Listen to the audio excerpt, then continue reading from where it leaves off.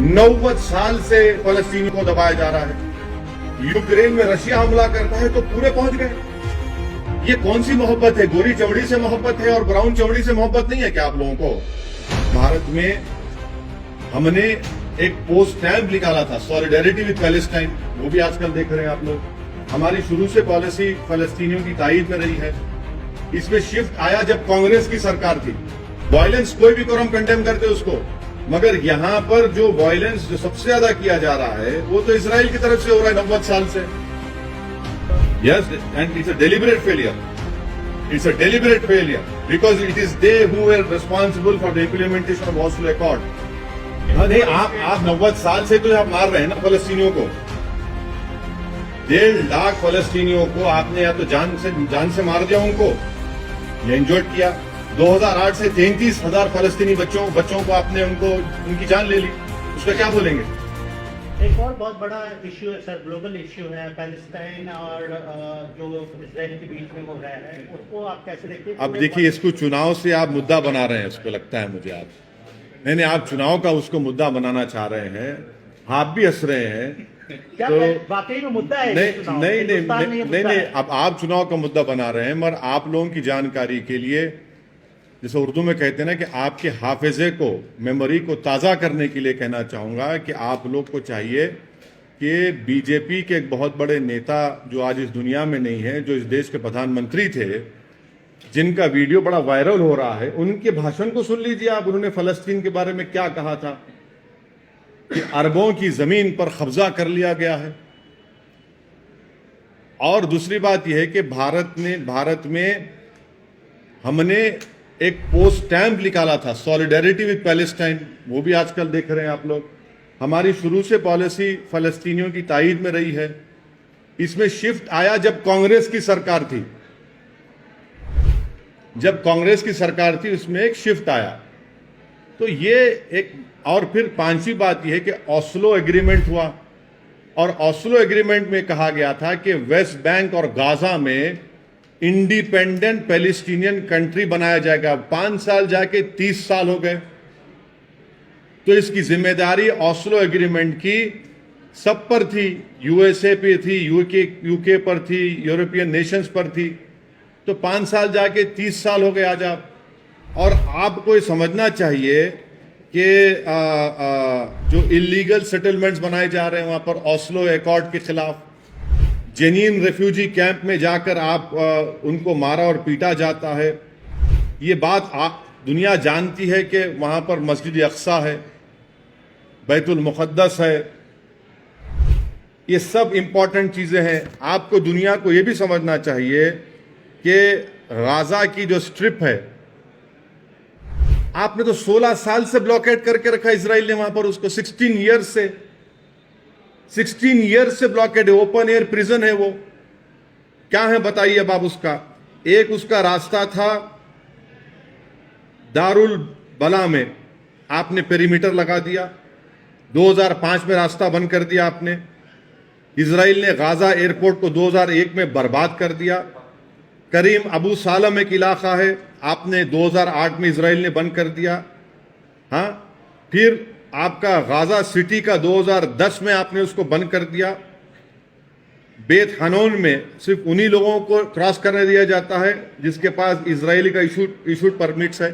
Rafa जो Egypt में आता है रास्ता, उसमें स्पोरेडिकली कभी भी खोल दिया जाता है। हजारों बच्चों को जो फॉरेन स्टडीज का वीजा मिलता, जाने नहीं दिया जाता उन लोगों को पढ़ने के लिए। ओपन एयर प्रिजन बना के रख दिया आपने गाजा और वेस्ट बैंक को। और फिर आप बोल रहे हैं कि ये क्या हो रहा है? वायलेंस। अप्रेसर कौन है वहां पर? अप्रेसर इजराइल है। अप्रेस कौन है? फलस्तीनी है। वायलेंस कोई भी करो हम उसको कंडेम करते हैं, चाहे कोई ऑर्गेनाइजेशन करो या फिर इजरायली गवर्नमेंट करो। और आप एक बात समझिए, 90 साल से फलस्तीनियों को दबाया जा रहा है। यूक्रेन में रशिया हमला करता है तो पूरे पहुंच गए।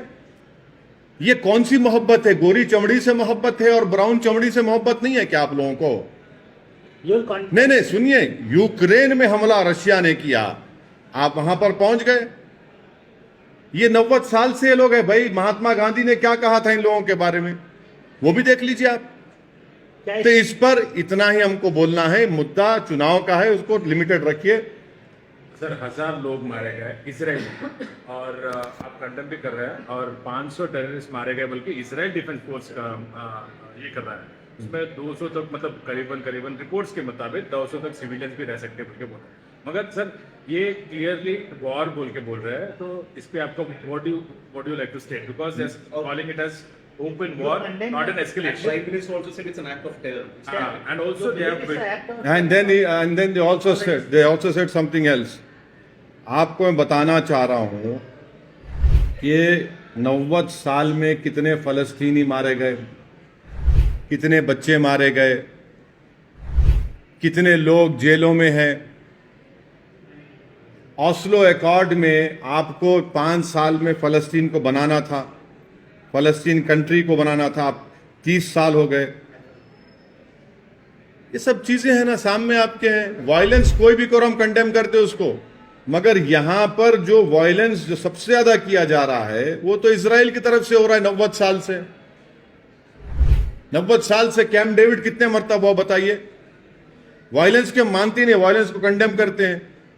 अरे भाई, आप जो गाजा वेस्ट बैंक को आप फलस्तीनी मुल्क क्यों नहीं करार देते आप? और आपको तो कोई जो उसमें क्या बोलते हैं उसको, कौन सा लाइन बोलते हैं, जो ग्रीन लाइन की बात नहीं हो रही, आप तो ग्रीन लाइन नहीं बोले, वो दूसरे इलाकों में क्यों नहीं कर रहे आप? विड्रॉ कर लिया ना सर 2013। क्या विड्रॉ करें? आपको मालूम ही नहीं क्या विड्रॉ करे, कुछ विड्रॉ नहीं करे, झूठ। global powers have failed Palestine, sir. Yes, and it's a deliberate failure. It's a deliberate failure because it is they who were responsible for the implementation of Oslo Accord. And they had given a commitment that within 5 years, a new independent Palestinian country will come into existence. 30 years have passed. They remained as mute spectators when Israel entered into those areas and started building settlements. They became blind when the Palestinians were being butchered, when small children were killed and shot in their head. Who's the oppressor over here? From last 80 years, 90 years, issue is going on. So you believe this is resistance against the oppression? So Or it's a terrorist act? don't try to put words in my mouth. I have stated what I have to say. आप बोल रहे Israel का prime minister बोल रहा कि छोड़ के चले जाओ, कहां जाएंगे? आप तो ओपन एयर जेल बना के रख दिए, 16 साल से ब्लॉकेट करके रख दिए गाजा को पूरा, किधर जाएंगे? ये सुनिए, 1.5 लाख पैलेस्टीनियन अब तक मारे गए, मारे भी गए, इंजर्ड भी हुए। 2008 से उन 1.5 लाख में 33,000 बच्चे थे। अब मारने वालों को टेररिस्ट बोलते क्यों नहीं आप लोग? फिर क्यों नहीं बोलते टेररिस्ट आप? 1.5 लाख या तो कत्ल कर दिए गए या फिर इंजर्ड है, और 2008 से 33,000 बच्चे मारे गए उसमें। अब कौन है टेररिस्ट में, बताओ आप? आपका जो गाजा में है, आप गाजा के बाहर फैमिली को विजिट नहीं कर सकते, अपना घर नहीं बना सकते, नौकरी नहीं मिलती, आप पानी में मच्छी नहीं पकड़ सकते, आप ट्रेड नहीं कर सकते गाजा के बाहर, आप निकल नहीं सकते। अगर आप सिविलियन को मारेंगे और तो वही ऑर्गेनाइजेशन को मजबूत कर रहे हैं आप। वायलेंस के हम कंडेम करते, वायलेंस नहीं होना चाहिए, मगर ये हकीकत को कौन बयान करेगा, कौन एक्सेप्ट करेगा? यूक्रेन में जो कुछ हो रहा है, तमाम बड़े बड़े ममालिक, सुपर पावर एकदम अपने मॉरल्स को दिखाते हैं। भाई ये 90 साल का मसला नहीं है क्या यूनाइटेड किंगडम ने क्रिएट नहीं किया इसको?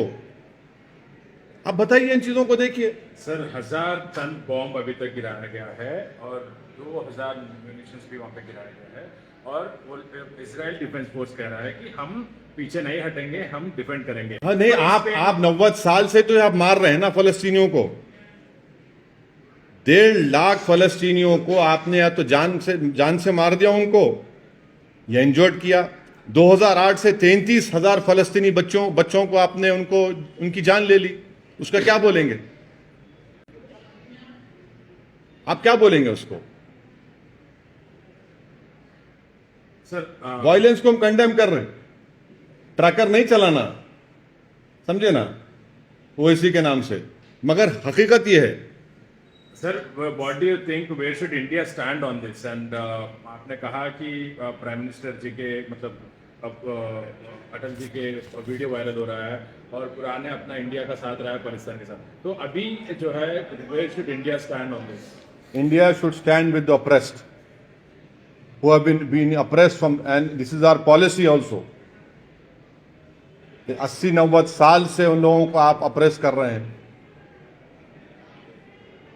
और इसराइल के साथ अपना रिलेशन भी देखिए, अच्छा है। ऑस्लो पीस अकॉर्ड को इंप्लीमेंट क्यों नहीं कर रहे आप? और ऑस्लो पीस अकॉर्ड को इंप्लीमेंट करने की जिम्मेदारी इजराइल की है, जिम्मेदारी इजराइल के कोर्ट में आती है।